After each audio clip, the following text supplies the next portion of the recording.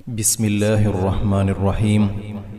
حضرت سیدنا عثمان غنی رضی اللہ تعالی عنہ فرماتے ہیں، نبی پاک صلی اللہ علیہ وسلم نے ارشاد فرمایا کہ جو بندہ ہر روز صبح اور شام کو 3 مرتبہ یہ دعا پڑھ لے، بسم اللہ الذی لا یضر مع اسمہ شیء فی الارض ولا فی السماء وہو السمیع العلیم، تو زمین و آسماں کی تمام آفات و بلیات سے وہ محفوظ ہو جائے گا۔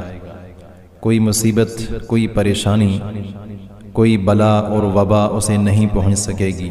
اگر وہ یہ کلمات شام کو پڑھتا ہے تو صبح ہونے تک ساری رات وہ اللہ کے حفظ و امان میں رہے گا۔ اگر وہ یہ کلمات صبح کو پڑھتا ہے تو شام ہونے تک سارا دن وہ اللہ کے حفظ و امان میں رہے گا۔ ہمیں یہ دعا کثرت کے ساتھ پڑھنی چاہیے اور جان و مال کی حفاظت کا اہتمام کرنا چاہیے۔